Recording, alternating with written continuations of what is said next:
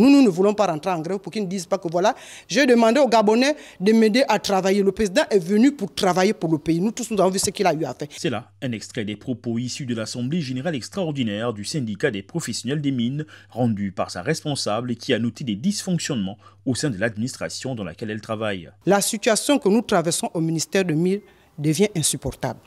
Nous avons les directeurs des subdivisions qui ont été nommés depuis 7 mois. Aucune installation n'a été faite. Nous avons les recrutements, 350 postes budgétaires qui ont été donnés. Depuis bientôt plus d'1 an, jusqu'à aujourd'hui, ce n'est pas encore effectif.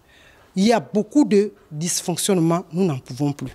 Les conditions de travail ne sont plus acceptables. Du côté de la hiérarchie, les revendications émises par le CIPRO-Mines sont légitimes, mais déjà inscrites sur la table des projets en cours de réalisation.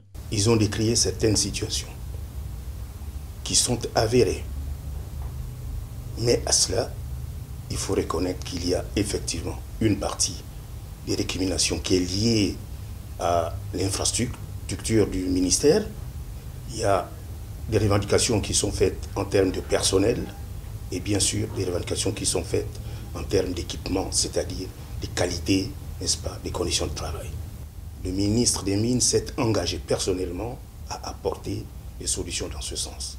Recrutement pour la fonction publique, bâtiment vétuste, entre autres, ces revendications sont jugées légitimes par la hiérarchie et Gilles Nembé, le ministre gabonais des Mines et des Ressources géologiques, par voie de communiqué, a réitéré sa volonté d'améliorer le cadre de travail de ses agents via une politique interne basée sur l'amélioration des infrastructures et des conditions de travail, le renforcement des effectifs et le dialogue social.